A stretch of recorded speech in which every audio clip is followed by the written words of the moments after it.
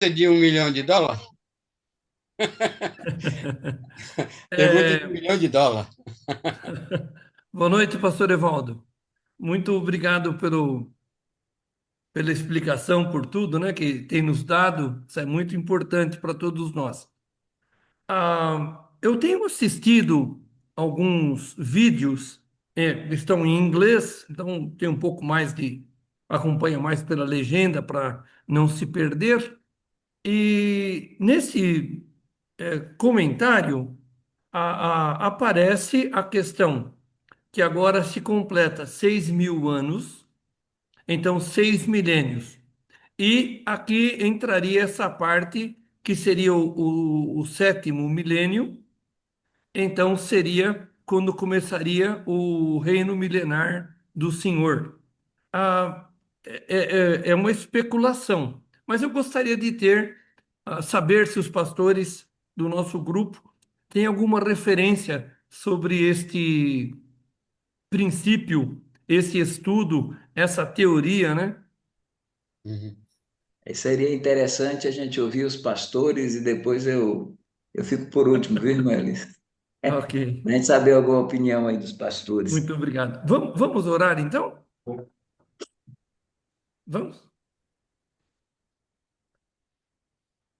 Santo e eterno Deus, nosso Pai do céu, Deus eterno, a Ti, ó Deus, nós somos tão alegres e tão, Senhor, tão agradecidos ao Senhor pela Sua palavra.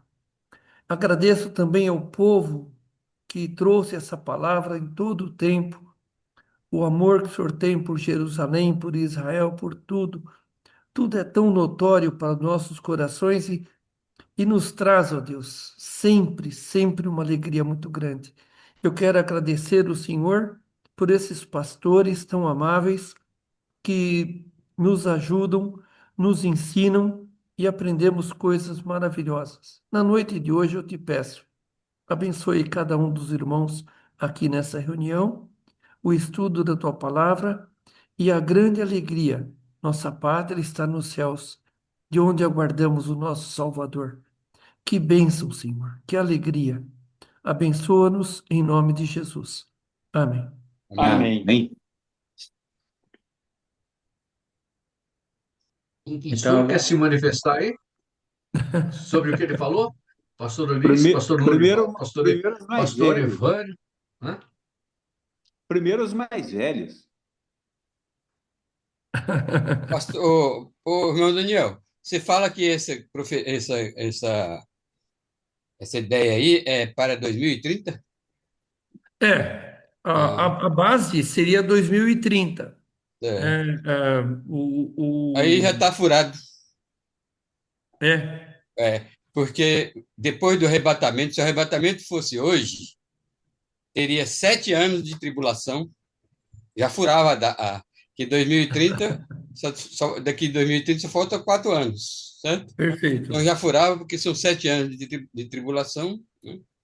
Então é inviável, é inexplicável isso aí, não dá para acontecer, não. Está furado.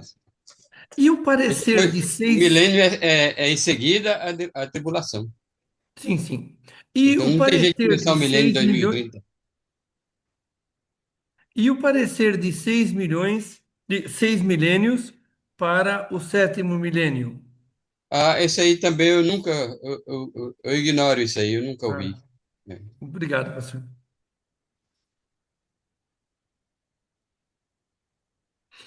Bom, pastor Evaldo, acho que pronto. sobrou. O pastor Lorival.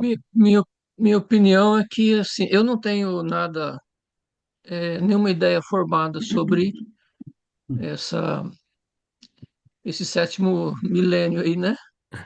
Realmente Também eu nunca ouvi. nem assim, para mim isso está na área da especulação e eu Sim, não, perfeito. não foco, eu não me preocupo com isso, na verdade.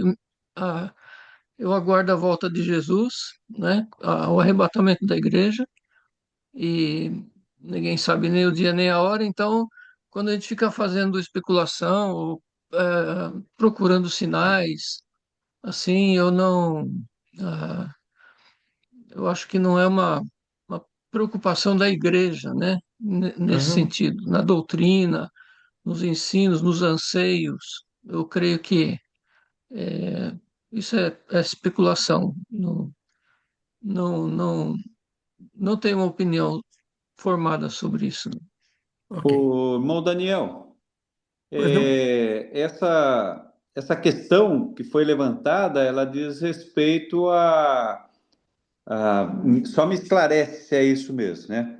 Aqui a cada 2000 anos tem acontecido, biblicamente, ou já, deixa eu mudar o tempo, tem acontecimentos a cada 2000 anos significativos. Isso. É em cima disso, é? Não, o estudioso desta área, ele traz essa questão de 1948 anos até Abraão. Ele conta 1948 de Adão a Abraão. Depois ele conta 1900 anos até Cristo. Depois 1948 anos até a entrada a Israel. Depois, então, aí aquela geração que viria, essa geração é que teria, então, completar 6.000 anos. E esse novo período seria o milênio. Como disse o pastor Lorival, muito bem explicado, o pastor Juvenal também explicou, é especulação. E a minha pergunta é: tem algum pensamento sobre essa situação? Os vídeos são interessantes. É gostoso você ver pessoas entrando na palavra de Deus e, assim, nem todo mundo vai falar coisas certas. Esse especulou sobre esse lado. Como é muito enfático, eu fiz a pergunta, né? Não, entendi. Eu Tá, ou seja, suspeito, irmão Daniel, Pois não? eu estou suspeitando quem é esse, essa pessoa aqui do vídeo. Posso falar para minha suspeita, para ver se eu tenho razão? Me parece que o nome dele é Rodrigo Silva, não? Não, não, não, não, Não é não. não? Não, não, Ele está não, muito não são cheirando, pessoas. tem muito cheiro de adventismo aí. hein, Não, Daniel? são. Essa igreja batista que nós temos aqui, a igreja americana, em Brooklyn, no Brooklyn. Então, esses irmãos, eles têm uma reunião de oração com o pessoal dos Estados Unidos e da Escócia. Tem gente da Holanda, então eles fazem aquela reunião de oração. E um deles trouxe esse estudioso, são 3 vídeos, né? Bem longos, 1 hora e meia de estudo e explicações, tudo, né? E eu falei, já que estamos discutindo esse assunto, eu só perguntei para sabermos qual seria, como disse o pastor Lorival, é simplesmente uma especulação, é claro, né? Não é uma data definida. Mas o que que achei intrigante é 6 milênios, e quando surge o fim do sexto milênio, começam a vir guerra, todo mundo em cima de Jerusalém, e aquele combate contra Israel, a 7 de outubro, aquele crime enorme que houve contra a cidade, né? Então são coisas que nos deixam perplexos sobre essas coisas. Daí que veio a pergunta, né? Não, entendi, Daniel. Então, é especulação, né? Especulação em relação a datas que não tem fundamento. Essa é a minha visão. Ah, ok. Levantou a mão aí. Só está com o seu fone fechado, irmão. Ah, sim, Pronto, pode falar. abri. É, só queria fazer uma parte. É, o nosso calendário ele não é confiável, tá?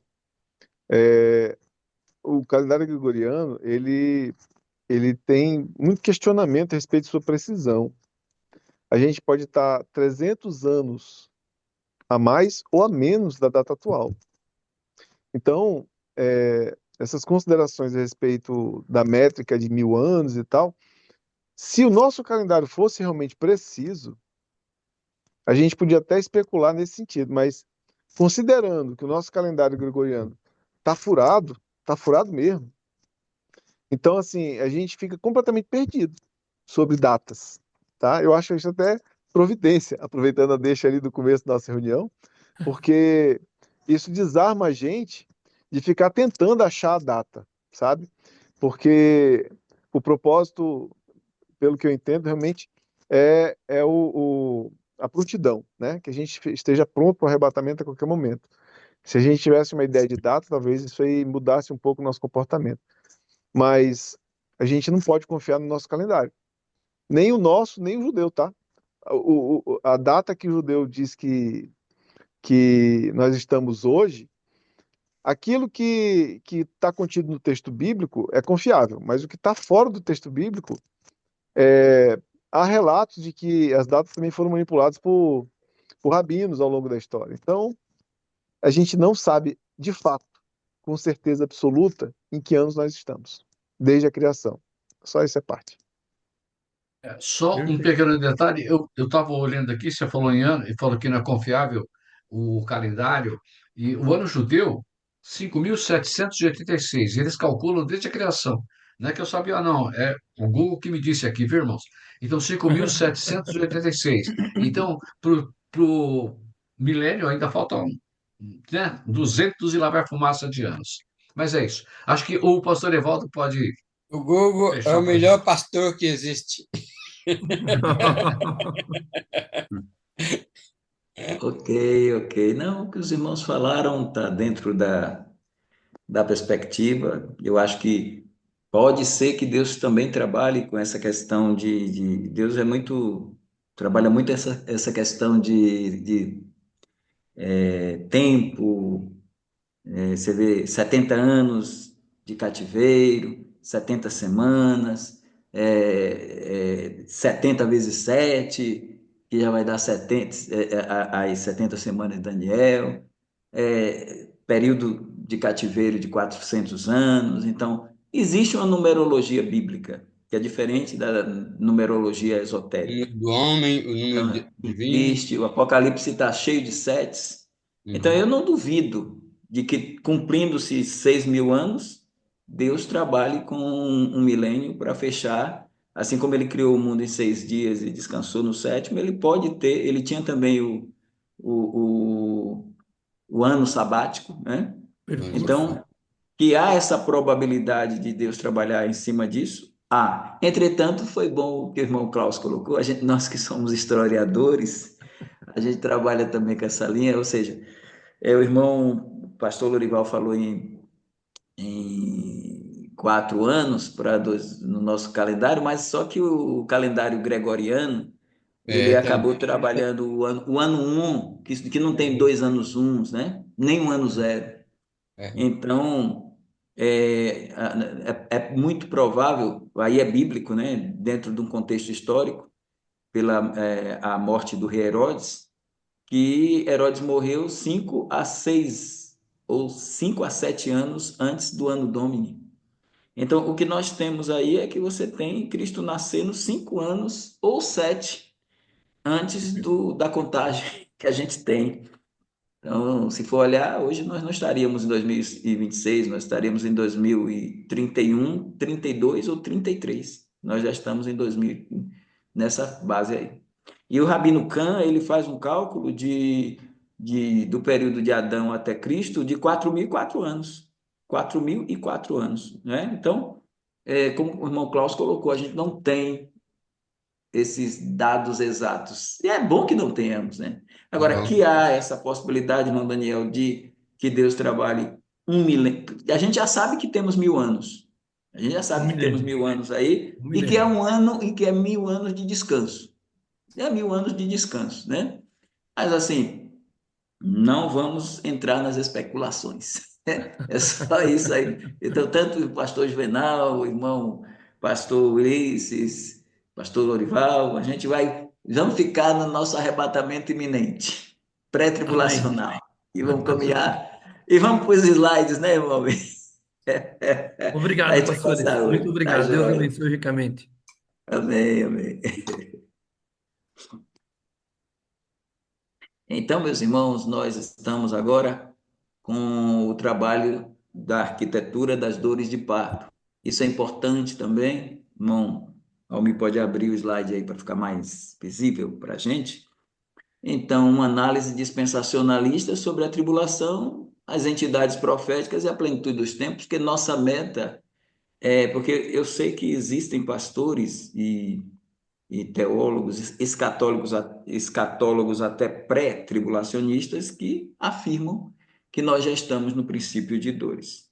Então, nós queremos defender a tese de que o princípio de dores é a primeira parte da 70ª semana de Daniel. Vai, os dois!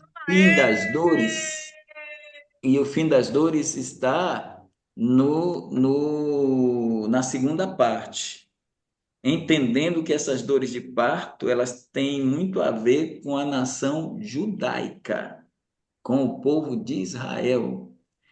E aí nós vamos caminhar e discutir com os irmãos podem pôr seu ponto de vista, porque a nossa defesa é quando Jesus disse no capítulo 24, versículo 8 de Mateus, no seu sermão escatológico, ele disse: todas estas coisas são um princípio de dores, a gente entender isso. Eu quero colocar aqui para os irmãos, ainda não vou explorar agora, mas para a gente entender bem o contexto escatológico, a gente precisa compreender o que é chamado de fim, porque existem 3 fins. Existe o fim da era da igreja. Nesse fim da era da igreja, nós temos os últimos tempos para a igreja. Então, existem os últimos dias para a igreja. Os últimos dias vão até o arrebatamento dela.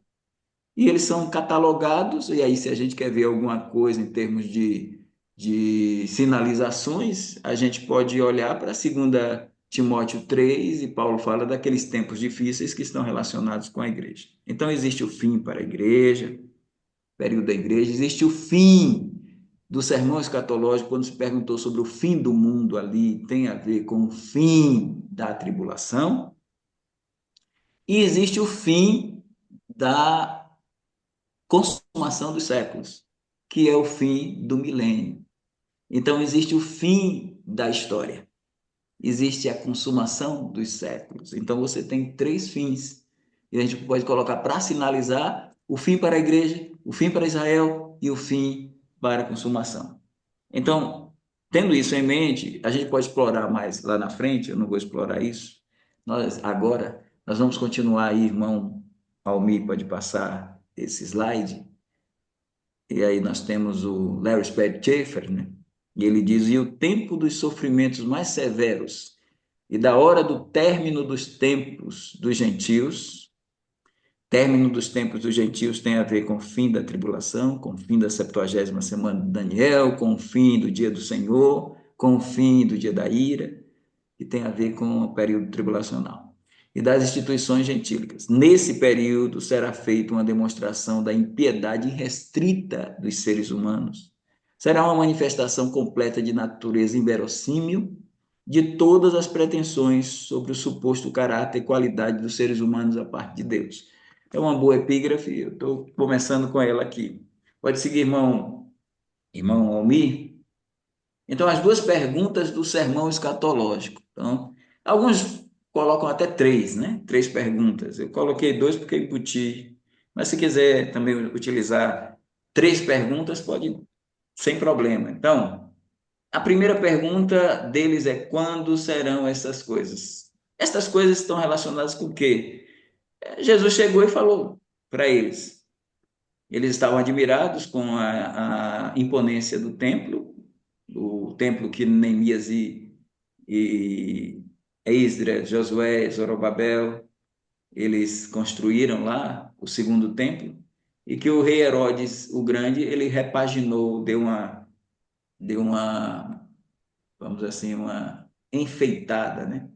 Como eles estavam ornados de pedras preciosas, muito bonito. Aí eles estavam admirados e mostrando para Jesus, e Jesus chegou e disse: não vede tudo isto, não ficará aqui pedra sobre pedra que não seja derrubada. Então, esta é a pergunta dizendo respeito a isto. Claro que também o Senhor Jesus já tinha dito antes a eles, aos discípulos, sobre a cidade. E ele disse sobre a cidade que também na cidade não ficaria pedra sobre pedra que não fossem derrubadas. E quando Jesus fala da cidade e do templo, ele não está falando isto recorrendo à divindade dele. Ele está falando isso baseado nas Escrituras. Porque nas 70 semanas de Daniel, lá em Daniel 9, de 24 a 27, está escrito que o povo do príncipe que há de vir destruirá a cidade e o santuário. Então, Jesus, ele está falando disso. Então, isto tem a ver, historicamente falando, com a ordem dada pelo imperador Vespasiano, o pai do Tito, para Tito sitiar Jerusalém e destruir a cidade e também destruir o templo. No ano 70, Jesus falou isso, no ano 33 da era cristã, e aí 37 anos depois se cumpriu. Então, quando serão estas coisas? O sermão escatológico tem uma partezinha que toca na resposta a esta inquirição, a esta indagação, a esta pergunta. Quando serão estas coisas? Então, o foco seria a destruição física da cidade e do templo. O cumprimento, no ano 70, Roma é arrasada, arrasa, melhor dizendo, Jerusalém. Jerusalém é arrasada por Roma. A segunda pergunta, que alguém poderia dividir em duas: que sinal haverá da tua vinda, que sinal haverá do fim do mundo. Como vinda e fim do mundo aí tem a ver não com o fim do milênio, mas com o fim da tribulação, a pergunta eu coloquei só como a número 2. Essa pergunta ele explora mais no sermão escatológico, pegando lá a perícope de Daniel 24, ou a 27, os versículos, capítulo 9. E o capítulo 12 de Daniel. Pegou 2 capítulos e fez o seu sermão, um sermão de análise expositivo de Daniel 9, 24 a 27, com Daniel 12, ele linka aí esses 2 textos. Então, o foco aí é outro, não é o ano 70, é o futuro de Israel e o advento do reino. O futuro de Israel e o advento do reino. E o cumprimento, a tribulação. O cumprimento é futuro. Então, veja aí essas 2 perguntas com as 2 respostas. Se você tiver pegar bem isso aí, você vai entender melhor o sermão escatológico de Mateus 24, de Lucas 21, de Marcos 13. Linkando aí os sinóticos, você pode ver. Então, o âmago do dispensacionalismo são os sinais de Mateus 24, são direcionados a Israel. Mateus 24 não é um sermão para a igreja, é um sermão para os discípulos ali ainda não são igreja, Israel. Não é para a igreja. Se você faz isso, você resolve muita coisa. Não vai ficar preocupado em dizer que a parábola das 10 virgens é o arrebatamento da igreja. Aí vai ter problema. Eu vi um grande pregador aí renovado, aqui de Salvador, pregando sobre esse sermão na internet, aí ele, pregando sobre a parábola das 10 virgens, disse que 50% dos crentes vão subir, 50% vão ficar, porque o reino de Deus é semelhante a 10 virgens, ele separou ali 50% de cada, então ele diz que 50% fica, porque tem o azeite, 50% sobe. Mas aquele sermão ali, aquelas virgens, não tem nada a ver com a igreja. Ali é o povo de Israel entrando no milênio.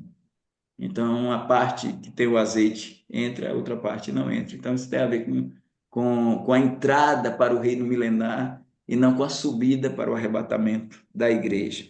Você vai entender, a parábola dos 10 talentos também não tem uma aplicação direta à igreja. Pode até usar com aplicação secundária, mas não tem. Então, Você olhando o sermão escatológico, você vai ver que ele tem uma direção muito mais para a segunda vinda de Cristo do que para o arrebatamento da igreja, embora a gente tenha a iminência ali quando ele diz, no verso de número 24, 36 a 40, ele vai falar que acerca daquele dia e hora ninguém sabe, mas o Pai está falando da iminência. Então, aí, se a gente quer ver o arrebatamento, é que promove a iminência. Alguns acham que o levado e o deixado tem a ver com arrebatamento. Um será levado, o outro será deixado. Eu prefiro olhar para esse texto e ver o levado como incrédulo e o deixado como crente. No arrebatamento, quem é levado é o crente, quem é deixado é o incrédulo. Então, duas serão no campo, um será levado, outro será deixado. Então, alguns acham que ali Jesus está falando do arrebatamento. Eu penso que não. Eu acredito que a palavra levado para arrebatamento da igreja, ela não está nos sinóticos. Ela se encontra no não sinótico, de João 14, quando ele diz: não se turbe o vosso coração, creis em Deus, crede também em mim. Na casa do meu pai há muitas moradas, se não fosse assim, eu teria dito: vou preparar-vos lugar, e quando eu for, virei outra vez e vos levarei para mim mesmo, para que onde eu estiver estejais também. Aí sim, o levado é o arrebatamento. Mas lá no levado e deixado, eu não vejo como o arrebatamento da igreja. Eu vejo mais na segunda fase, quando o levado é o morto, é quando Jesus se separar, e o deixado é o deixado para reinar, e esse deixado seria do final da tribulação, gentios e judeus que entrarão vivos e resplandecerão no reino do seu Pai, né? Do reino de Deus. Pode seguir, irmão. E aí a gente tem, pensando no período, o ator principal do período é o falso Messias. Esse falso Messias precede o verdadeiro Messias. Aí você já vê que os aliancistas reformados, eles estão errados, porque se eles não podem encerrar a história com o reinado do falso Messias.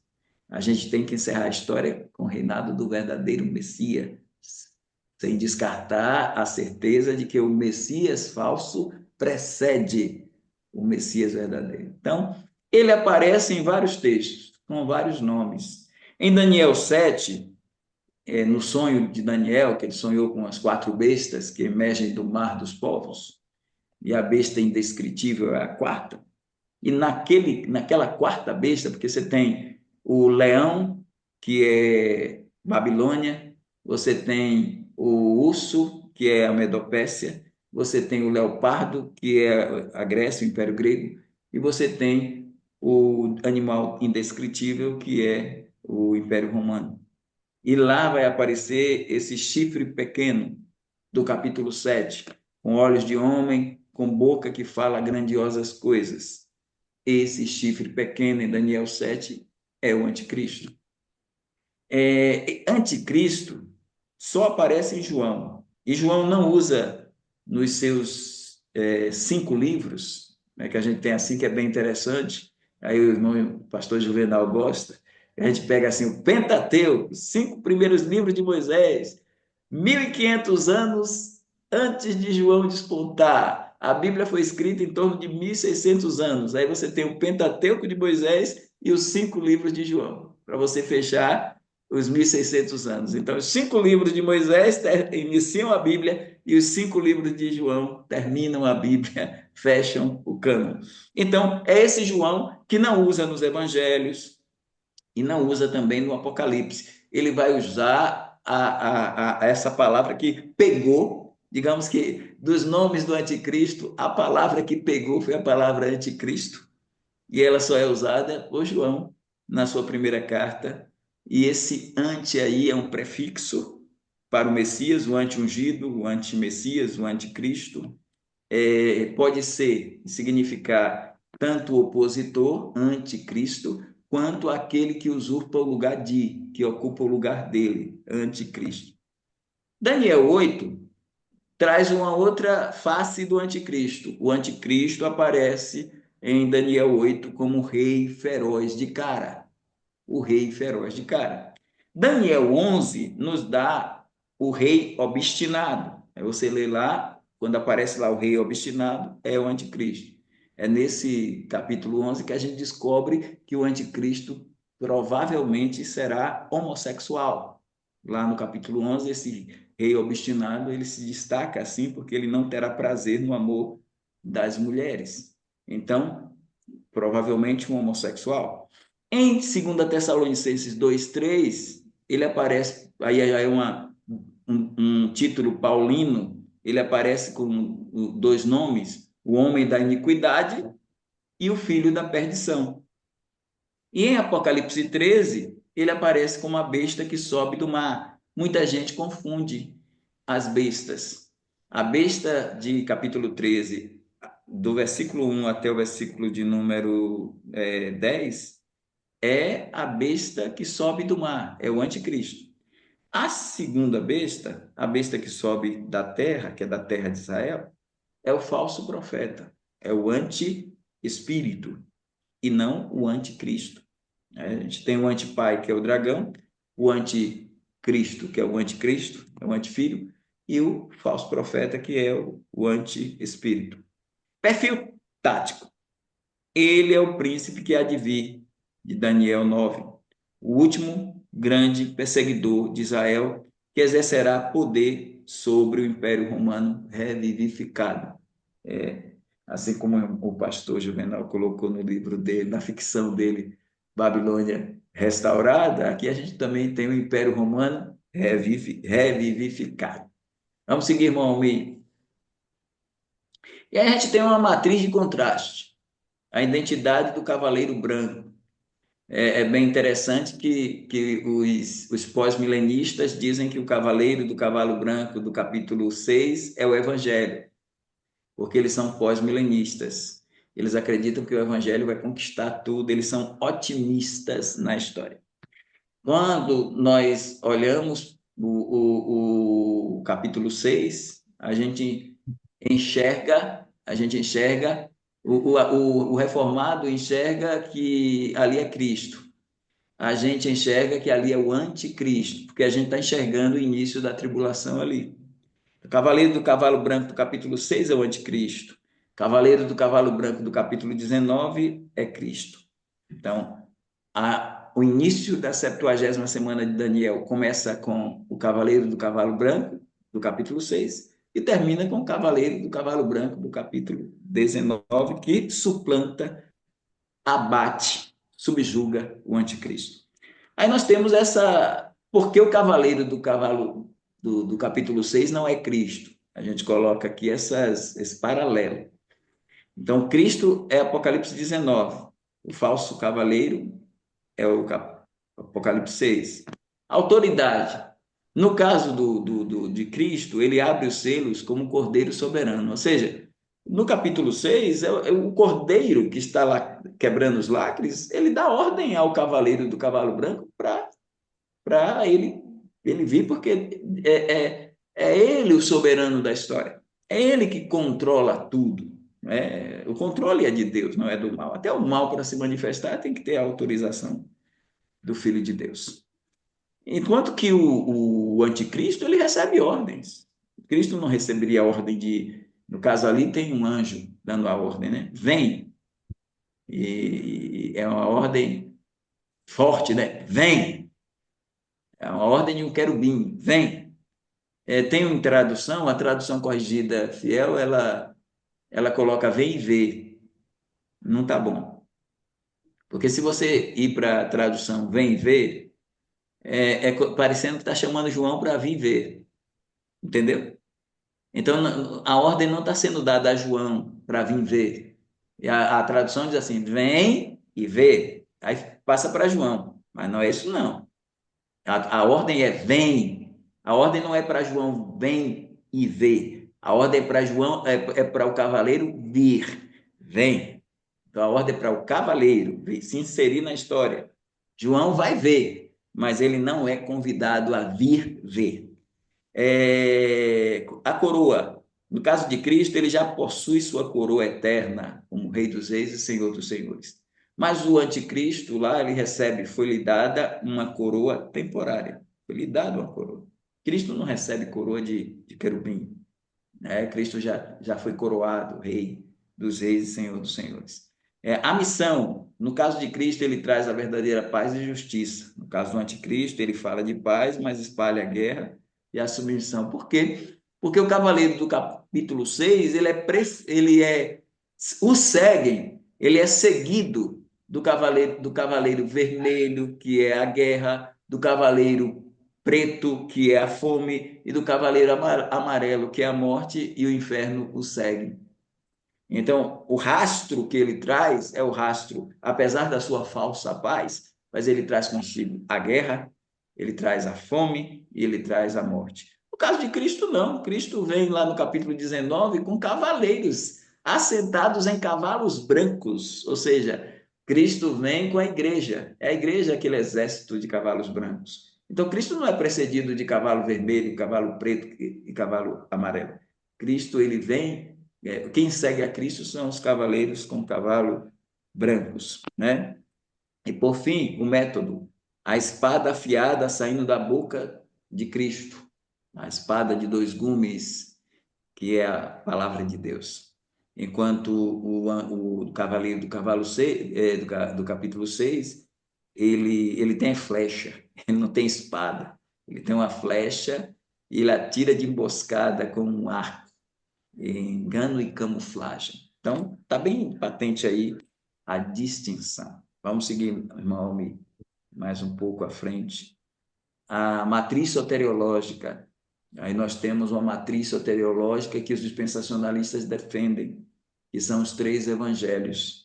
Nós temos 3 evangelhos: o evangelho da graça, o evangelho do reino e o evangelho eterno. O evangelho da graça é da era da igreja. O período vai de Pentecoste até o arrebatamento. E a igreja é a gente. Qual a mensagem desse evangelho da graça? Morte, sepultamento, ressurreição, ascensão e exaltação de Cristo à destra de Deus. Veja, Cristo não pregou esse evangelho da graça.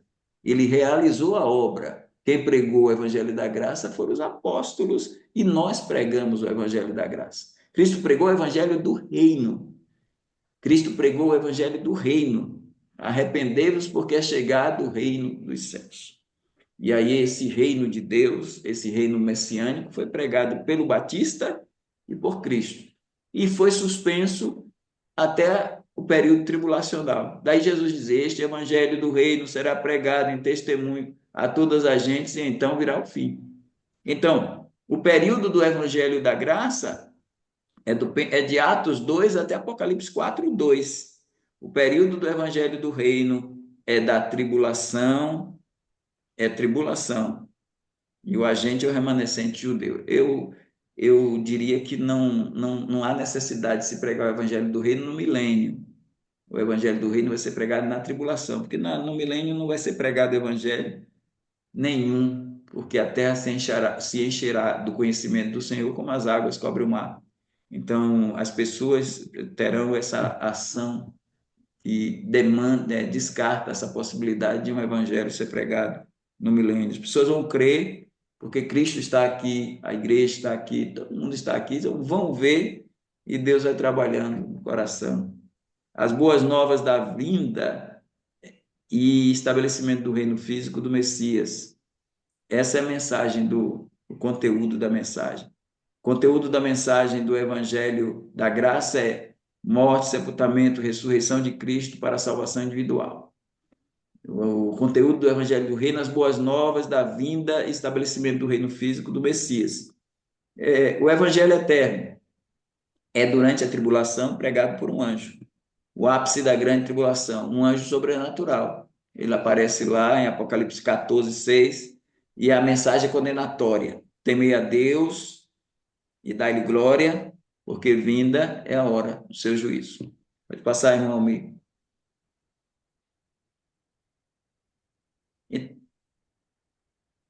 Então,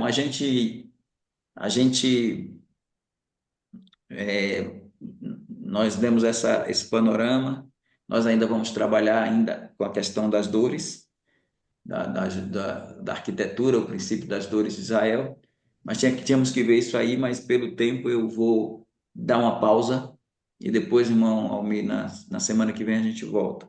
porque possivelmente nós vamos ter alguns questionamentos diante do que já foi apresentado.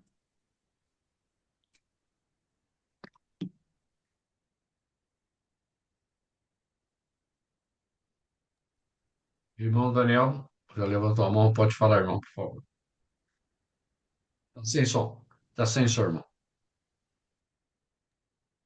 Pastor Evaldo, por gentileza, sobre a questão dos cavaleiros. Então vem o cavaleiro do cavalo branco, é o anticristo, o cavalo preto, o amarelo, o cavalo vermelho, então todos os cavalos. Há alguma referência na Bíblia de que os quatro viriam juntos? Ou é uma sequência de cavalos? Porque no último você vai ter aí o levantamento, né? Não vêm juntos. Eles não Ah, não vêm vem. juntos. Não vêm. Primeiro o anticristo aparece, faz o pacto da paz com Israel e os muçulmanos, os islâmicos, os árabes, e ele vai tentar, de acordo com os 1 Tessalonicenses, capítulo 5, ele vai trazer uma falsa paz, porque não vai sustentar por muito tempo. Essa falsa paz, ela não se sustenta por muito tempo. Aí o que é que a gente tem? Ele vai trazer a paz falsa e o escritor, o apóstolo Paulo, diz, sobrevirá repentina destruição. Ali entra o que Jesus coloca no capítulo 24, no Sermão Escatológico. Haverá guerras, rumores de guerras e tal, essas coisas. Então ali não está o cavaleiro do cavalo vermelho. Então ele vem primeiro trazendo a paz, mas aí a guerra ele não vai evitar a guerra. Agora, quando você tem a guerra, cavalo vermelho, o outro é consequência. A Porque consequência, a depois morte. da guerra vem a fome. A fome é o cavalo preto. E com a fome e a guerra vem o quê? A A morte, morte. que é o cavalo amarelo. Então, eles estão bem sequenciais. Mas Ok. um é primeiro o cavalo branco, depois o vermelho, consequência do vermelho, o amarelo, consequência do vermelho e do amarelo, não, consequência do vermelho, o preto, consequência do vermelho e do preto, o amarelo. Então, Ok. Obrigado, falsa pastor. paz, guerra, fome e morte. É isso aí que são os quatro cavaleiros do Apocalipse, que os aliancistas dizem que ele já está aqui, mas nenhum deles estão aí.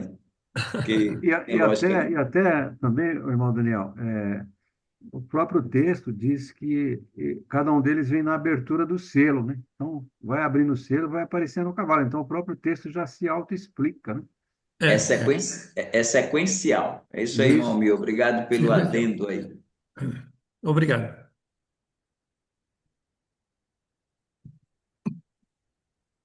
Na sequência, o pastor Lorival e depois o irmão Genivaldo, por favor. Há uma observação com relação ao texto, ah, Apocalipse 6:1, né? Vem e vê. Na verdade, o texto mais recente é só vem, mas os textos mais antigos, textos receptos, ele é vem e vê. A tradução da Corrigida Fiel, ela está exatamente como o texto original, texto receptus, né? Então, eu só queria fazer essa observação, que tem essa diferença dos dois compêndios literários, né? Mas a Corrigida Fiel, ela está fiel ao seu texto original. A gente tem, irmãos, aí, pastor Lorival, eu quero até que o irmão me coloque rapidinho a Bíblia aí. A gente tem, coloque aí a corrigida, irmão, eu gosto muito da corrigida, eu acho que ela tem, os textos receptos nos dão muito melhor base do que o texto crítico do Oscar e Hort. E eu gosto muito mais da Bíblia corrigida, ela é muito mais consistente. Mas são versões, né? E versões vão ter algumas dificuldades. Uhum. Em se tratando do Apocalipse, a gente tem que ver, eu quero mostrar três coisas para os irmãos aí, para a gente poder analisar juntos Primeiro foi essa curiosidade. Então, bota aí, nome, capítulo 6, versículo 1 de Apocalipse na corrigida. Aí a gente vai olhar mais dois textos, só para os irmãos poderem visualizar, né? Então, Apocalipse, capítulo 6, versículo 1. Então, quando você tem, e havendo o cordeiro aberto um dos selos, olhei e ouvi um dos quatro animais que são os querubins, né? Os querubins, que dizia com voz de trovão, isso é a ordem, está dando uma ordem, vem e vê. Se você deixar o vem e vê, você vai ter que canalizar a ordem para João. Mas se você tirar o e vê e colocar vem, você canaliza a ordem para o cavaleiro. E é para ele. Aí a confusão fica porque no verso 2 diz, é João que está olhando, né? Ele olhei e eis um cavalo branco. Mas não foi ele, não foi ele já estava dentro do contexto da visão, ele já estava lá. Então não precisava o querubim dar em voz de trovão convidar João para vir ver. Agora coloque atualizada aí, irmão, para a gente. Tem condições de botar atualizada aí? E a gente Vou joga chamar, atualizado. vou ter que chamar aqui. Eu estou sem ela tô sem ela na Não, boca então, aqui. então deixe, os irmãos podem conferir em casa, deixa aí mesmo. Conferir na sua Bíblia atualizada. Agora eu quero chamar a atenção do irmão Almir para um outro texto também, que é Apocalipse 8:13. 8:13. Só um parênteses aqui. Aqui não Sim, concorda com o versículo 2 quando João fala olhei e olhei. A sequência do texto é, parece que faz sentido, né? Porque vem e vê, e aí ele continua. E olhei, né? Então, isso, isso, a por conta sequência disso, dá. né? Aham. Por conta dessa questão, mas porque João já está olhando antes disso. No versículo 1, e havendo aberto o cordeiro aberto um dos selos, olhei e ouvi um dos querubins. Ele já estava olhando, entendeu? Então, esse olhei aí já está precedendo a ordem. Ele já está olhando, entendeu, irmão pastor Lorival? Ele já olha aí no versículo antes do convite não, que convite? É uma ordem bem violenta, voz de trovão. Então, a ordem é para o cavaleiro e o cavalo, e não para João. Essa é a diferença entre uma Bíblia e outra na análise. Agora vamos para o 8. No 8 tem também um outro dado importante, porque no verso 13 a gente tem aqui começa a tribulação, né? E aí você tem, olhei e ouvi um anjo voar pelo meio do céu, dizendo com grande voz. Aí você tem a corrigida com ai, ai, ai dos que habitam sobre a terra, por causa das outras vozes das trombetas dos três anjos que estão para tocar. Então tem tradução que só coloca dois ais. Está errado. São três ais. E isso é forte por quê? Porque você vai ter, não é só por causa do texto que está apresentando três anjos, mas é porque quando você vai para o capítulo 9, por exemplo, aí você tem, vamos para o capítulo 9, aí você tem lá pode seguir, irmão, pode baixar mais, aí você tem o verso 12. O verso 12 vai dizer, passado é já um ai, eis que depois disso vem ainda dois ais. Entende? Então você tem, são três ais. Então você não pode ter lá só dois ais. Então, passado, porque isso tem uma importância no livro do Apocalipse, isso tem um valor, que ele vai trabalhar com isso. Quando você pega, por exemplo, capítulo 11, versículo 14, vamos lá para o capítulo 11, versículo 14. Aí lá no versículo 14 a gente tem, ó, é passado o segundo ai, que é a sexta trombeta. O primeiro ai é a quinta trombeta, os gafanhotos. O segundo ai é uma guerra mundial. com 200 milhões de soldados, que mata a terça parte dos homens na terra, a guerra. Então, é o segundo ai. E o terceiro ai é a sétima trombeta que acopla os 15, as 7 taças da ira. Então, quando eles é passado o segundo ai, eis que o terceiro ai cedo virá. O terceiro ai é a sétima trombeta com todas as 7 taças da ira. Quando a gente vai para o capítulo 12, vamos aí, irmão, capítulo 12, versículo de número, o final do versículo, o último versículo, aí mesmo, aí diz, e o dragão irou-se contra a mulher e foi fazer guerra ao remanescente da sua semente. Os que guardam os mandamentos de Deus têm o testemunho de Jesus Cristo. Aí você vai agora para o capítulo 13, verso 1. É o dragão aí. E no 13:1, na corrigida, não tá bom. Sabe por quê? Porque é a confusão entre, justamente, pastor Lurival, de confundir João com alguma coisa. Lá no caso foi João com o cavaleiro, do cavalo branco, do cavalo vermelho, do cavalo preto, do cavalo amarelo. Aqui a confusão está porque quando você lê na corrigida assim, e eu pus-me sobre a areia do mar e vi subir do mar uma besta que tinha 7 cabeças e 10 chifres, e sobre seus chifres 10 diademas, sobre as suas cabeças o nome de blasfêmia. Mas não foi João que se pôs sobre a areia do mar, entende? Porque quando a gente lê aqui, a gente fica pensando que é João que está sobre a areia do... Quem se põe sobre a areia do mar é o dragão, porque vai ser agora o contato. O dragão é jogado no capítulo 12 por Miguel e seus anjos para a terra. E quando ele vem à terra, ele entra no anticristo. Então, isso aqui é o grande encontro no mar dos povos entre o dragão e a besta. Esse dragão e a besta, no capítulo 13, eles vão... É aí que o filho da perdição recebe o anticristo. O filho da perdição, que é o anticristo, recebe o dragão que a possui para o resto das dores, né? Para a grande tribulação, que é o fim das dores de Israel. Então, se você pegar outra tradução, vai ver que a outra tradução vai colocar o dragão se pondo sobre a areia do mar para se encontrar com a besta. E não João como aquele que se põe sobre a areia do mar. Então, a versão aí não está ajudando. Entende o problema?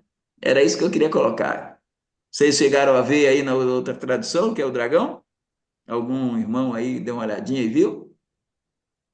Depois que eu nem olhei aqui. Mas se alguém quiser depois ler na sua Bíblia atualizada, você pode pegar e dar uma lida que você vai verificar, né?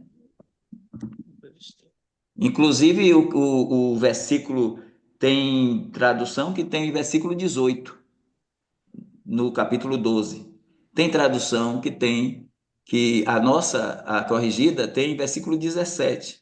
Mas tem tradução que coloca o versículo 18 para promover o encontro. Eu vou ver se eu pego aqui uma atualizada para a gente dar uma olhadinha. Né? Deixa eu ver aqui. O pastor Lorival não achou aí, não? Sim, eu vi a diferença aqui do versículo, capítulo 14, né? Já estou com ela Capítulo aqui na 12. tela, vou colocar, pastor. Pronto, coloque aí. Show. Então vamos lá. No caso O aqui, 13. vamos para 6:1, né? Isso. Vi quando o cordeiro abriu. Aí é João vendo, né? Vi quando o cordeiro abriu. O vi aí é João, tudo bem. Vi quando o cordeiro abriu um dos selos e ouvi um dos 4 seres viventes dizendo, como se fosse em voz de trovão: Vem. Entende? Como a coisa muda? Aí você já tem aí, ó. O Eidom já está aí. Vi, né? Vi, aí é João, ele está vendo. Mas não tem vem ver. Aí de novo, aí quando vai pro vi então e tal. Aí quando você vai no versículo 3, ó, quando abriu o segundo selo, ouviu o segundo ser vivente dizendo, vem, não tem vem e ver. Todos os 4 cavaleiros vem. Vamos para capítulo 8, irmão Mi. Capítulo 8. Só capítulo aí. Nara. Capítulo 8.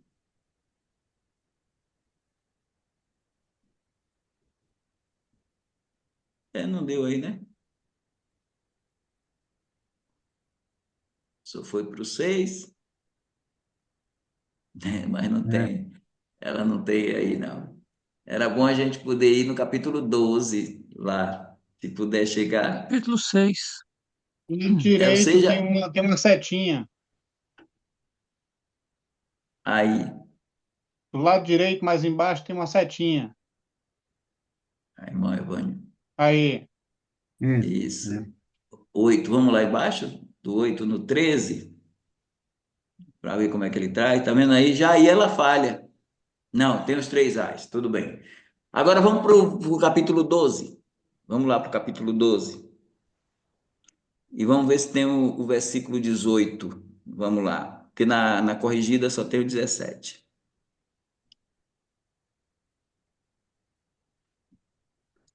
Aí, 17. Irou-se o dragão contra a mulher e foi pelejar com o restante da sua descendência, os que guardam os mandamentos de Deus e têm o testemunho de Jesus. Agora veja esse finalzinho.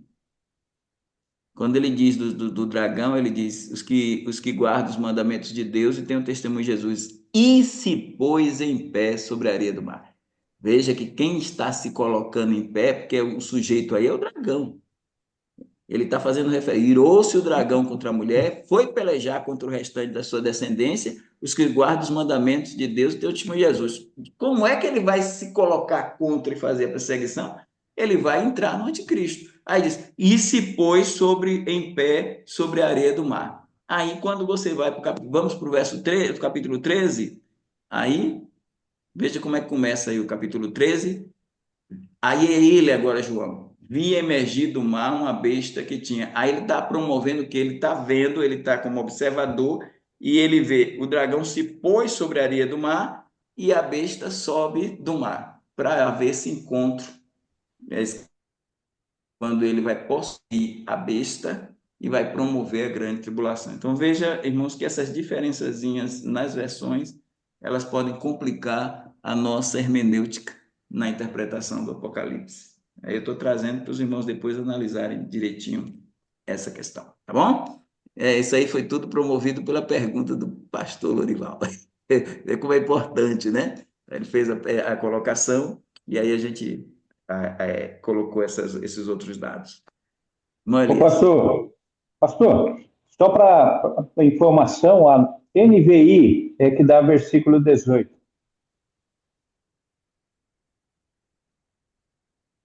Porque Joia. aí ele coloca lá no 18. Então o dragão se pôs em pé na areia do mar. Isso, a atualizada pegou o texto que a corrigida deixou lá no 13 como se fosse João, mas ela fez ela jogou o parágrafo lá, encaixou a parte C. E a versão, a NVI, acabou criando mais um versículo. E aí, para colocar essa parte, né? Mas é só para os irmãos, quando forem interpretar o Apocalipse, poder analisar também essas questões. Tem o pastor Genival, irmão Genivaldo, pode ser pastor também, né? Irmão Genivaldo, e depois o pastor Juvenal, e depois, novamente, o irmão Daniel. Então, irmão Genivaldo. A minha pergunta é mais, acredito, a nível de curiosidade. Eu já ouvi alguns murmurinhos com relação a isso, aí eu vou passar essa pergunta. Pastor Evaldo, existe algum significado específico com relação às cores dos cavalos do Apocalipse?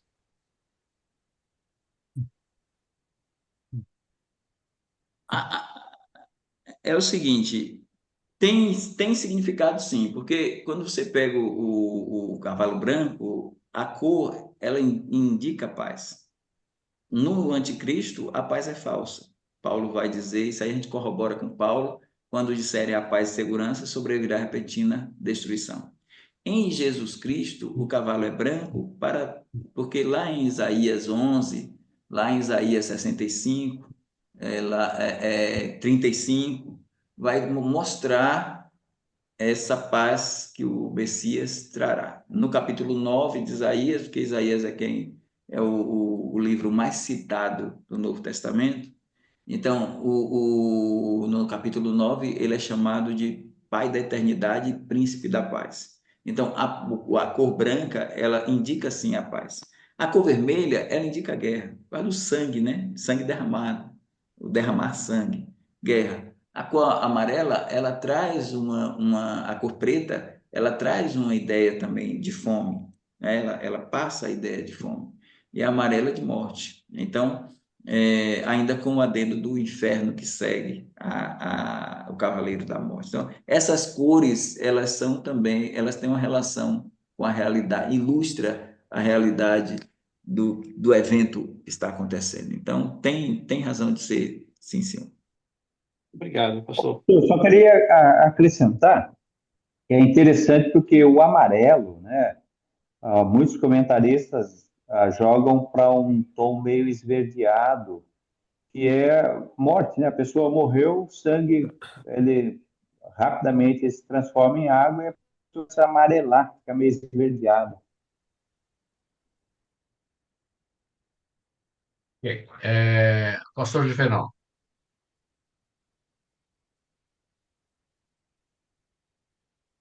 Sem Ligar som, o som, pastor. pastor. Seu som, seu som.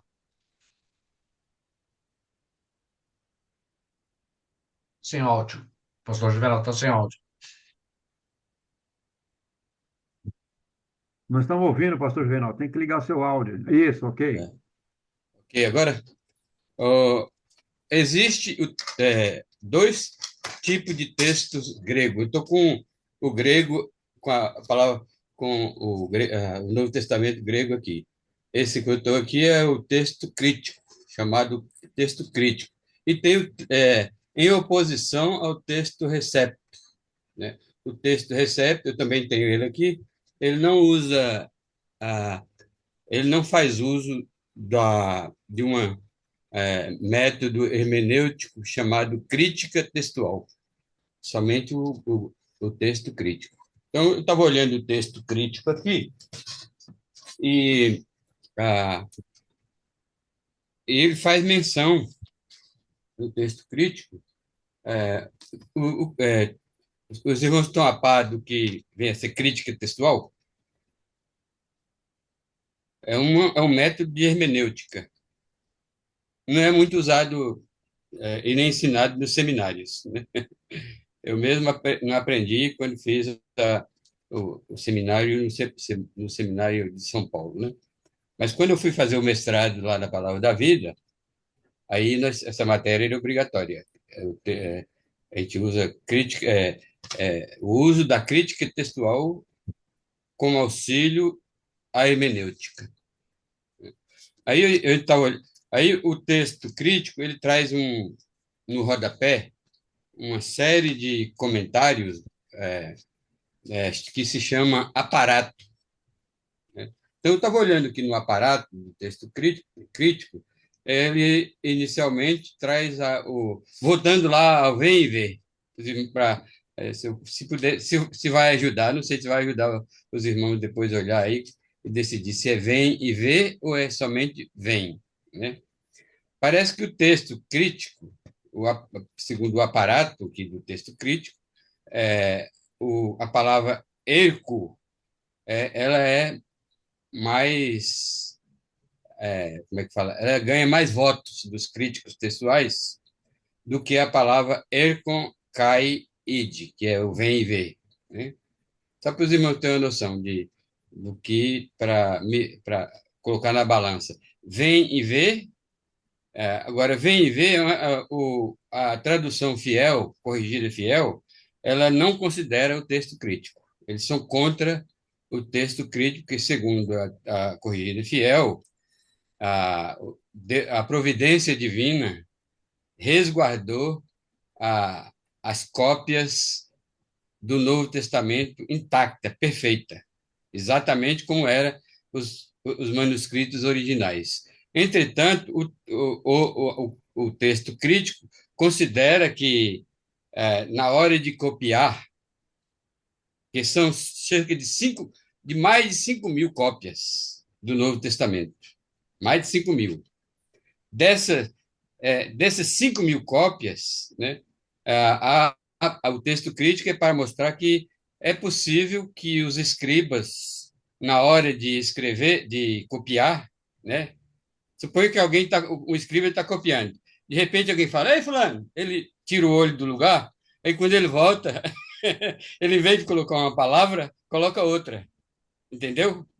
Então, aí, o que aí a tarefa é do hermeneuta, né? O hermeneuta ele tem que estudar o texto crítico, estudar o aparato, que é uma coisa muito bem feita, né?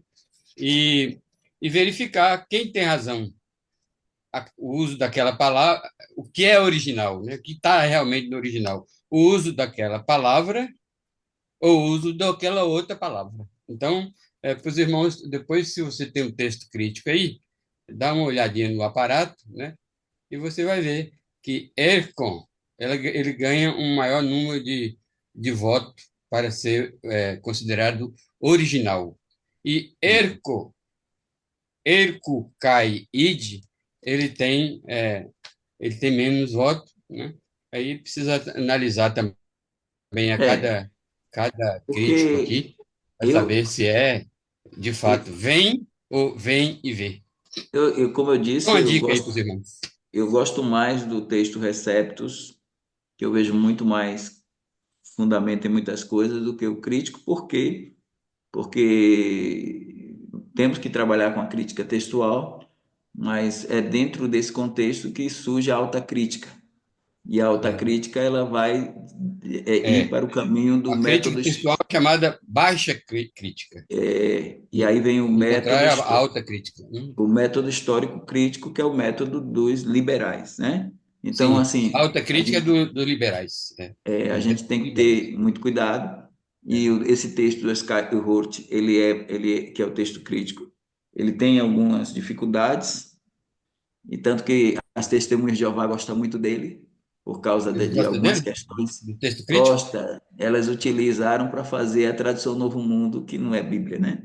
Mas é É, porque dá uma certa base para eles poderem defender que Jesus não é Deus em alguns textos. Daí entrar ah, aqueles colchetes, né? certo. Colchete atualizada. Aqueles colchetes da atualizada, quando se defende uma tese que é furada de que quanto mais antigo o texto, mais verdadeiro ele é. Isso não quer dizer nada. O texto pode ser antigo e não ser verdadeiro, pode ser recente e ser verdadeiro, mais confiável, vamos colocar a palavra. Mas o que eu estou chamando a atenção dos irmãos é para ver contexto. Então, quando você olha o capítulo 6 e olha essa questão das palavras, eu gostei da intervenção do pastor Juvenal, foi muito boa, no colocar das palavras gregas. E aí a gente vê que se for vem e vê, é convite a João. Se É. for vem, é uma Uhum. ordem ao cavaleiro. Mas quando a gente olha o contexto, ele não ia convidar João com a voz de trovão, aquele É, vem, aquela coisa, né? Então, não seria algo assim. Seria um convite a João para viver, como se algo assim, para observação do escritor, é, daquele que está recebendo a visão. é, Entretanto, quando a gente vê o contexto, tem muito mais base. O vem como certo. E ordem dada pelo querubim ao cavaleiro, e ele só entra em cena quando ele recebe a ordem. Se chamar vem e vê e o cavaleiro aparece, até a questão da soberania de Deus ela começa a enfraquecer, porque o cavaleiro ia aparecer por acaso, não seria ele aparecendo por uma ordem que o querubim emissário de Deus está dando. Ele só é. vem porque o querubim está dizendo na hora certa, no momento certo, ele está inserindo o cavaleiro na história. Aí ele diz: Pois é, o vem, texto crítico né? ele está a favor apenas do vem e não do vem ver, certo? Isso aí. Por Enquanto isso que que está na o texto maçorético, não, como é que é o outro? O texto Receptus, recepto, né? Ele vota a favor do do vem vem ver. e vê. E os Então o irmãos veem texto que crítico está e os, tá mais claro. Nesse ponto, eu dou ponto ao texto crítico. Então, Não aí, existe quando você. perfeição. Onde o homem É, toca, não existe perfeição. não existe. Então, quando ele diz vem e vê, Às vezes o texto você crítico pode errar também, mas nesse caso aqui pode. parece que acertou. São variantes, né? Aí, Variantes, quando ele variantes diz, textuais. quando ele diz vem e vê, você tem uma interpretação. Quando Né? tem o vem, você vê, Outra irmãos, interpretação. isso é tão interessante que é só são dois verbos, né? Que você tem, né? Vem e vê. Quer É. dizer, dois verbos bem juntinhos, né? O verbo E é vir interessante que o próprio e o verbo contexto, ver. eu estou usando aqui o aparato grego, mas nem é necessário, que o próprio contexto já diz. Ele ouviu a voz de trovão, vem. Mas depois há Isso. uma sequência de eu vi, eu vi, eu vi, eu vi. João, É. nem precisava Então, Sim, ver e ver, sempre porque no ele final viu. das contas, No, final das ele contas teve tem uma que sequência usar de o vi. Hã? final das contas tem que usar o bom senso, né? Porque se a O contexto. interpretação fugir à razão, que nem o pastor Evaldo expôs, a gente tem que olhar o texto e procurar essas referências. Se o texto recepto oferece o melhor caminho, vamos para ele. Se o texto crítico é, Uhum, assim é isso. diz mais O sentido, vamos equilíbrio para ele. é esse. Por exemplo, eu gosto muito do texto Receptus e eu uso a minha Bíblia corrigida fiel e Uhum, tal. Mas Romanos capítulo 8 verso 1, por exemplo, eu vou para o texto crítico porque uhum. eu acho que contradiz ali um pouco a, o próprio texto, né? Os que Com não andam certeza. segundo a carne. Mas isso é um assunto para outra hora. O pastor é, Evaldo já até Outra. falou Mateus sobre 18, agora, isso. Mateus 18, agora, se o teu irmão pecar contra ti, aí o contra ti está entre colchetes.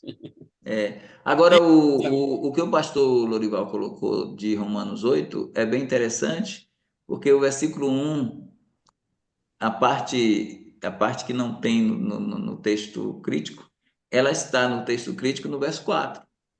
Porque lá, Sim, quando você pega o 8, exatamente. versículo 4, vai falar que Uhum. não andam segundo a carne, mas segundo o Espírito. É isso aí. Mas o irmão Elias, pode seguir aí. Irmão Daniel tem a pergunta e depois eu tenho uma também, viu?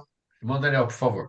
Eu só ia comentar com o pastor Evaldo, os beneditinos, aqueles lá da Bélgica lá, eles têm um parecer, então ele diz, né, chamar com voz de trovão, vem. Aí ele dá uma pausa, aí ele diz, vi aparecer então um dos cavalos brancos, né? E então apenas para mostrar para o pastor que tinha uma Ah, versão aí, que eu sempre perfeito, achei perfeito. interessante essa versão, né? Agora já entrou com pontuação.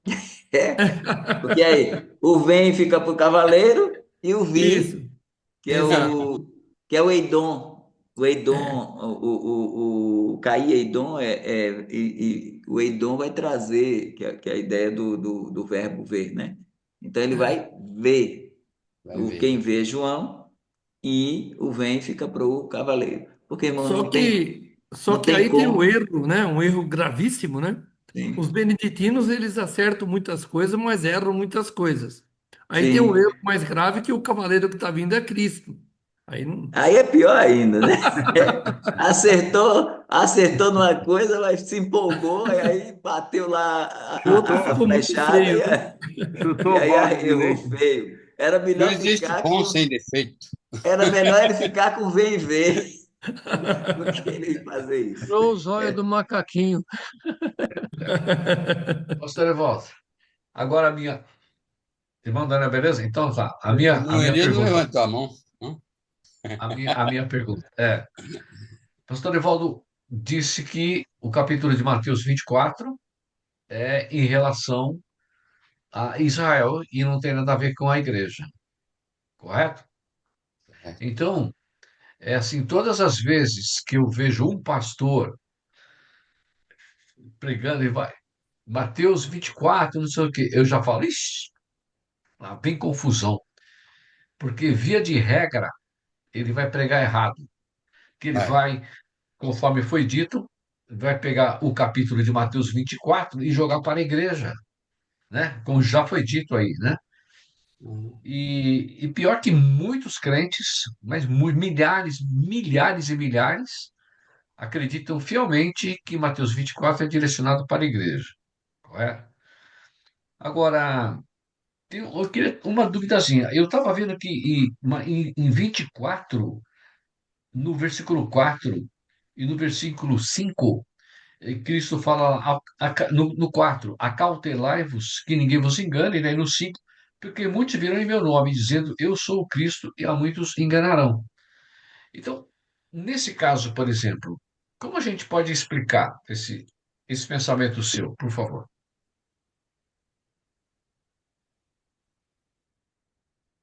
Assim, irmão Almi, irmão Elias, o virar, assim como a gente fala de guerras, as guerras serão muito mais acentuadas na tribulação do que agora. E também, agora a gente tem pessoas vindo também e dizendo que são Cristo. Tem o Henrique Cristo aqui do Brasil, né? E tem tantos. Mas isso aí, a gente não precisa do sermão Mateus, do sermão escatológico. A gente tem, por exemplo, as cartas de Paulo, de João, falando da. E aí é que entra aquela coisa dos últimos dias para a igreja, dos últimos dias na tribulação, no contexto de Israel. Você tem assim, João diz assim, já no tempo dele, como ouviste que veio o anticristo, muitos se têm feito anticristos. Aí ele foi pelo que saibais que já é a última hora. Então, isso não tem a ver diretamente com o sermão escatológico de Jesus. Já tem textos que falam, porque existem os últimos dias para Israel e os últimos dias para a igreja. Então, texto que falam do nosso contexto de que falsos profetas, falsos doutores viriam, Pedro fala, olha, no passado teve falsos, lá em 2 Pedro 2, ouviste que no passado teve falsos profetas, como agora também tem falsos mestres que negarão o Senhor que os resgatou e tal. Então, a gente tem coisas coincidentes, porém lá na tribulação elas serão mais profundas. Então, eu vejo mais que o capítulo do sermão escatológico, ele não precisa, a gente não precisa dele para querer encaixar as peças aí. Quer ver uma coisa? Rapidamente, irmão Mi, coloca aí capítulo 24, lá no versículo de número. Capítulo 24, pode botar na corrigida que facilita mais aí. Aí eu só pego o capítulo 24 e vamos dar uma olhada do versículo de número 40 em diante.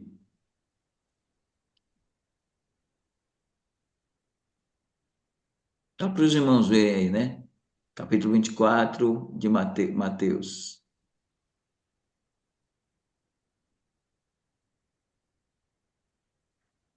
Pronto, vamos lá para o versículo, acho que é o 40 em diante. Pode puxar lá para. Aí, pronto. Quando ele diz assim, irmãos, ó, estando dois no campo, será levado um e deixado o outro. Estando os duas moendo moinho, será levada uma e deixada a outra. Vigiai, pois, porque não sabeis a que hora há de vir o vosso Senhor.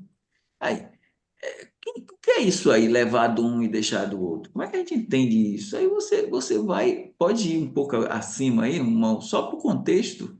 Aí só sobe um pouquinho acima e pronto, Noé. Noé, e como foi nos dias de Noé, verso de número 37, até chegar lá. Ó, como foi no dia de Noé, assim será a vinda do Filho do Homem. Porquanto, assim como nos dias anteriores ao dilúvio, comiam, bebiam, casavam, dava-se casamento. Até o dia em que Noé entrou na arca, e ele nota bem o verso 39, ó, e não o perceberam, até que veio o dilúvio e os levou a todos. Aí a pergunta que fica é, o dilúvio levou quem? Crentes ou incrédulos? Levou incrédulos. O dilúvio veio e os levou a todos. Aí ele faz a aplicação. Assim será também a vida do Filho do Homem. É quando ele diz, estando dois no moinho, um será levado, o outro será deixado, estando dois no campo, no moinho, será levado um e deixado a outro, né? No campo e no moinho. Se o levado do versículo 39, os levados são incrédulos, por que o levado do versículo 40 e 41 seria crente. E aí eu tenho nesse capítulo 24 também uma coisa que eu quero chamar a atenção dos irmãos, muita atenção. A gente tem a divisão, princípio de dores, capítulo 24, de 1 a 14. No verso 15 já é a grande tribulação. No verso 29, 28, já é a vinda de Cristo. Vamos lá? Já é no final da tribulação a revelação visível. Aí, irmão Almir, 28 e 29, dá uma olhada no 28. 28, 20 não, 28 não, 27 antes, 27. Olha o que ele diz, nem a vinda de Cristo aí, porque assim como o relâmpago sai do Oriente, se mostra até o Ocidente, assim será a vinda do Filho. Isso não é arrebatamento, será a vinda do Filho do Homem. Aí ele joga uma coisa que me intriga. Olha o que ele joga no verso 28. Ele diz assim: porque onde quer que estiver o cadáver, aí se ajuntarão as águias. Veja a fantasia. Vimalgo, para defender arrebatamento no texto, ele chega a dizer que a águia aí, que onde tiver cadáver é o corpo de Cristo, é a igreja, e as águias, porque lá em Isaías 40 fala que como águias voarão, aí ele faz esse Malabarismo. malabarismo exegético. O que é isso aqui?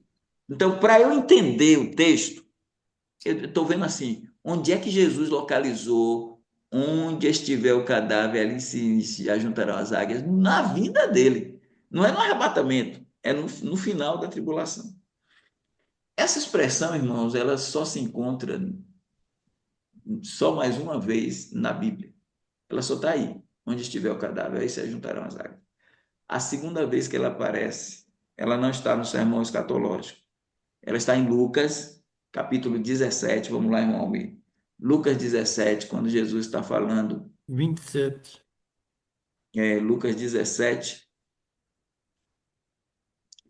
Aí, mas antes do 27, a gente pode seguir para lá, mas a gente vai para o 25. Veja. Vamos lá. Lucas 17, lá no 25, irmão. Em diante.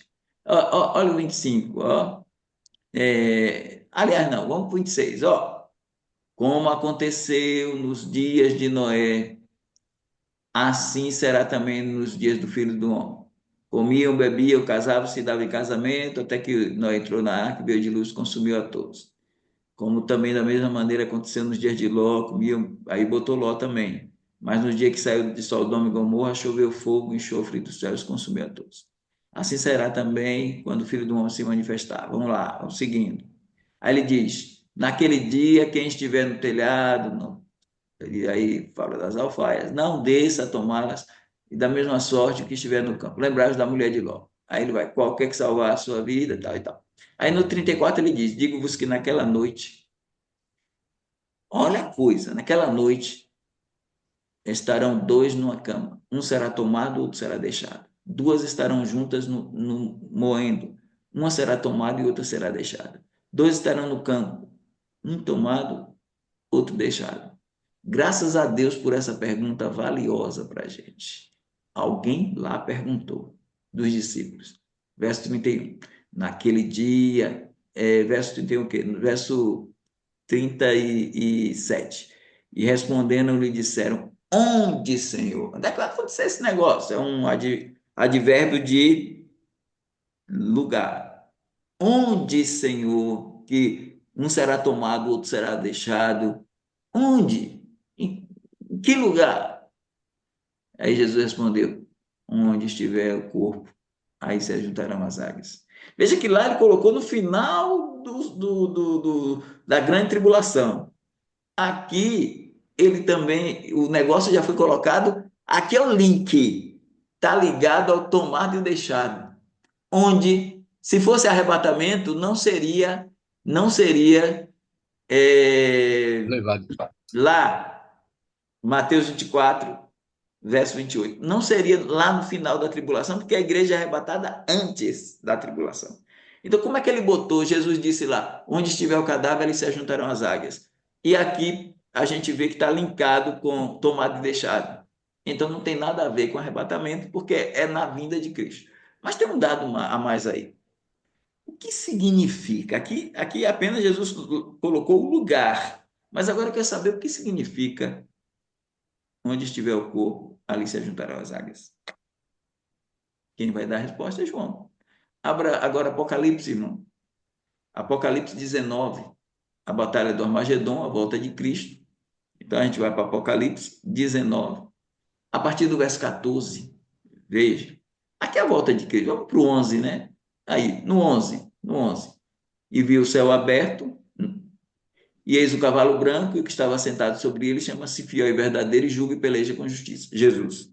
E os seus olhos eram como chama de fogo, sobre a sua cabeça havia muitos diademas, e tinha um nome escrito que ninguém sabia, senão ele mesmo. Estava vestido de veste tingida de sangue, e o nome dele, o nome pelo qual se chama, é a palavra de Deus.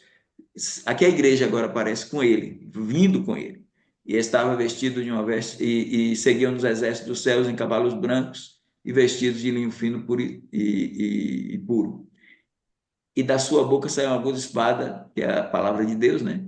Para ferir com ela as nações, para reger-as com vara de ferro, e ele mesmo que pisa o lagar do vinho do furor da ira de Deus Todo-Poderoso. E no manto na sua costa está escrito, Rei dos Reis, Senhor dos Senhores. Nota, aqui é importante, ó. Vi, ó, o que o anjo faz. Vi um anjo que estava no sol e clamou com grande voz, dizendo a todas as aves que voam pelo meio do céu: Vinde, ajuntai-vos para a ceia do grande Deus, para que comais a carne dos reis, a carne dos tribunos, e a carne dos fortes, a carne dos cavalos e dos que com eles se assentam, a carne de todos os homens, livres e servos, pequenos e grandes. Aí Deus 19: Vi a besta e os reis da terra com seus exércitos para fazerem guerra àquele que estava assentado sobre o cavalo, seu exército. A besta foi presa, com ela o falso profeta, que diante dela fizeram sinais, com que enganou os que receberam o sinal da besta e adoraram a sua imagem. Esses dois foram lançados vivos no ardente lago de fogo com enxofre. Olha o 21. Olha o 21. E os demais foram mortos com a espada de sair da boca do que estava sentado sobre o cavalo.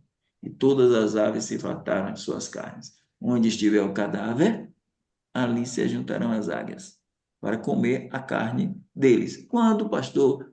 Na volta de Cristo, em Armagedon. Onde estiver o cadáver, ali se juntarão as águias. Estarão dois no campo, um será tomado, morto, ou levado, morto, pela espada que sai da boca dele. E o deixado é o salvo no final da tribulação para reinar no milênio. É a parábola do joio e do trigo. A ceifa é o fim do mundo. Vamos lá, irmão Almir, capítulo 13 de Mateus, verso 42, 41 a 43, rapidinho. Mateus, capítulo 13, verso 41 a 43. Vamos lá. Verso 41, está explicando a parábola do joio. Ó, por que ele vem com os anjos? É a resposta, ó. Mandará o Filho do Homem os seus anjos, e eles colherão do seu reino, na entrada do milênio, tudo que causa escândalo e os que cometem iniquidade. Lança a alusão na fornalha de fogo, levará pranto e ranger de dentes. Tomados os anjos, arrancados, um será levado, outro será deixado. E quem é que fica? Quem é que fica? Quem é que será deixado? Então, os justos resplandecerão como o sol no reino de seu Pai. Que tem ouvidos para ouvir, ouça. Aí está a explicação. Então, tudo isso a gente precisa dessa construção, irmão Elias, para mostrar a situação que não tem como colocar a igreja no sermão escatológico. É isso. Obrigado, pastor. Nossa, realmente. Mas eu acho que a gente deve retornar, se Deus permitir, na próxima semana, ainda com um pouco mais calma, pastor, nesse momento aqui, tá bom? Né, até pelo tempo, o pastor foi colocando aí, talvez algum irmão queira perguntar mais alguma coisa. Aí a gente, não sei qual vai ser o tema, mas o Não, slide a gente seguinte, né? continua. Talvez. A gente vai Então, continuar com o princípio de dores lá e é, tal. é E o slide seguinte.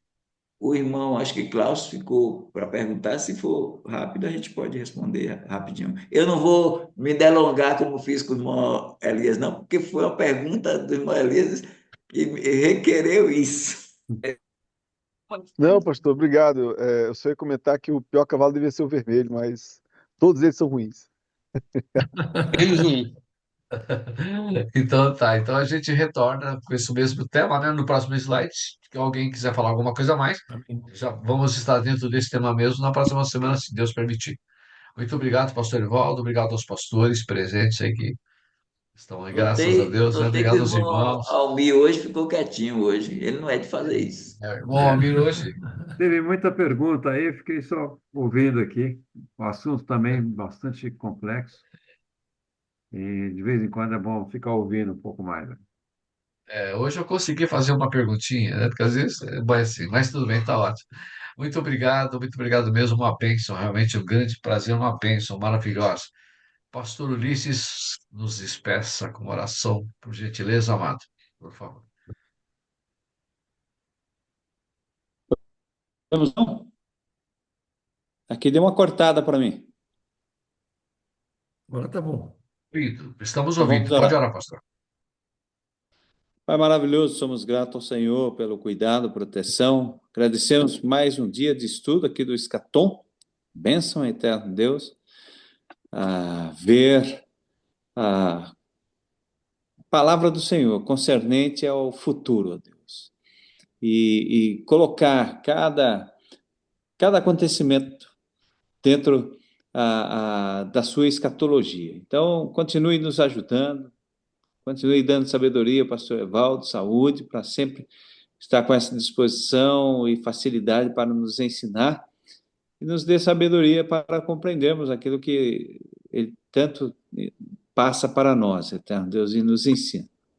Amém. Guarde a cada um de nós, nos dê uma boa noite de descanso e também uma ótima semana ainda na tua presença, Deus. É a nossa Amém. oração no nome de Jesus. Amém. Amém. Amém. Amém. Abraço, gente. Um abraço. Um abraço. Boa Obrigado, noite. pastor Boa Evaldo. noite a todos. Boa noite, boa noite. Uma bênção, Deus abençoe. viu? Bênção Amém. muito Amém. grande. Graças a Obrigado, Deus. Boa irmãos, noite a Pastor Evaldo. todos. Boa noite. pastores Obrigado. participando Boa noite. bastante. Muito obrigado a todos. Amém. Amém. Deus Amém. abençoe.